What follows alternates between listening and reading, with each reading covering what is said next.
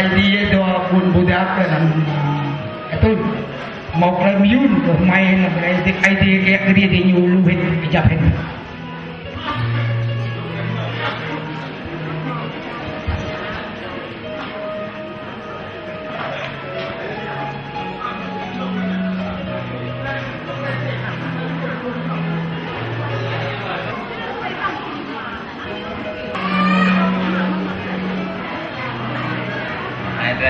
để được cái này còn lợi chưa lại đến qua ngày nay là đến giờ không thể thay đổi. Cảm ơn tất cả các con chú sư truyền đạt chấp sự và tất cả hội thánh hai hội thánh đắc là chi hội xã cho tôi.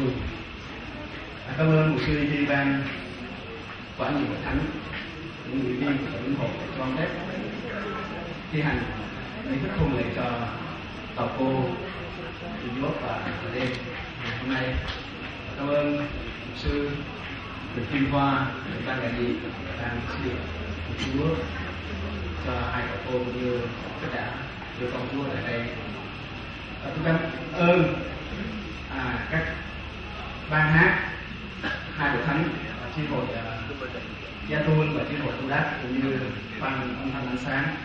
Cảm ơn tất cả quý vị đã có tấm lòng quý báo của quý vị để đi được phần lễ thành công của hai tàu cô Idiot và đêm như hai người họ chúng tôi. Tôi không có gì hơn để bù đắp lại tấm lòng quý báo của quý vị. Nguyện xin Đức Trời ban ngôi và đầy trọng tình yêu thương của Chúa Christ ban phước lại trên quý vị.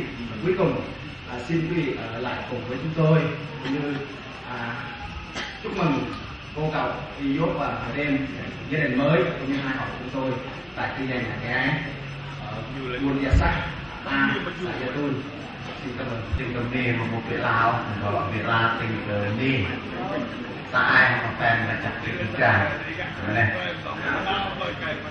cái idea mà mình mua là phải luôn thì rất là thì cô là ai để đi rất là đi đến cái thủ tân và ai cần Việt Nam mua hallelujah để là mà cùng to ai ta và lại ai mười về thằng ấy tình cô thì ra về muốn làm sao thì cô về phải trong sự gì làm sao sẽ sự gì về hôm nay một con mắt sẽ phải rồi ta về là sao nay thì là sao về như sao này làm tất cả này một cái nữa việc đã cùng ta này là sao ra việc đã cùng làm taเป็นญาณในการเกิดโอนามาธาฮาเลลูยาพระเยซูฮาเลลูยาอาเมนฮาเลลูยาพระเยซูไม่ทำที่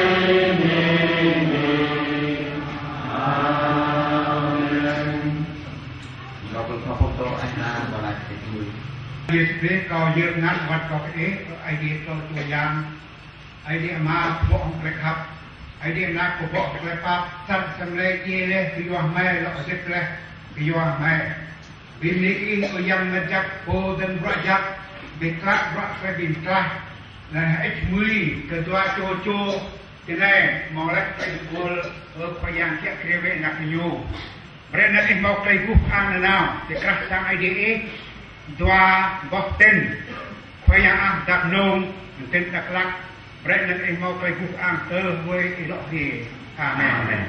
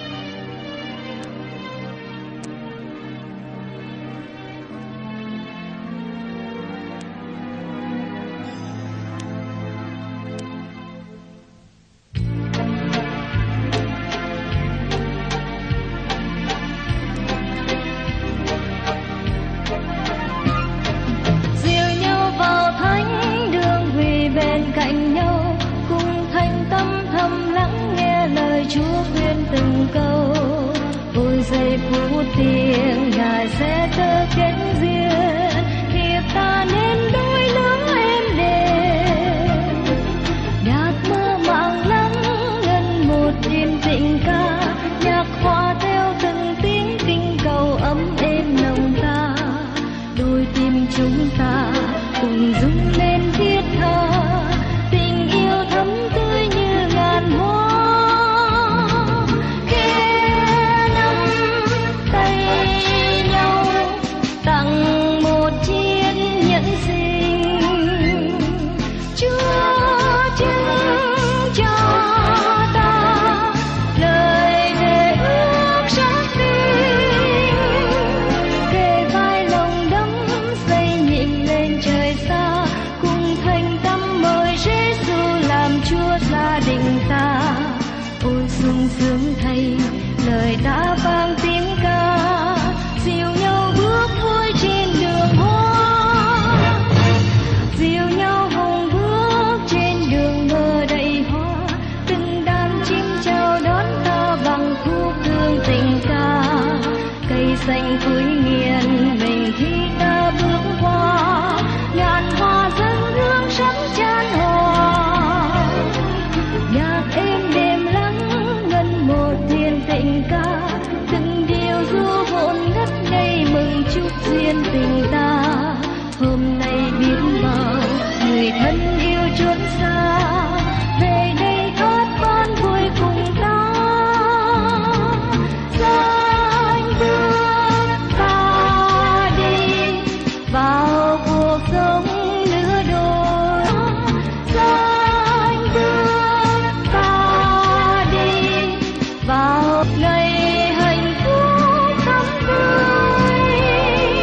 Hành trang ngày cưới ta là câu tình ca, là tình yêu nồng thắm êm đềm suốt trong đời ta. Bao năm tháng qua tình ta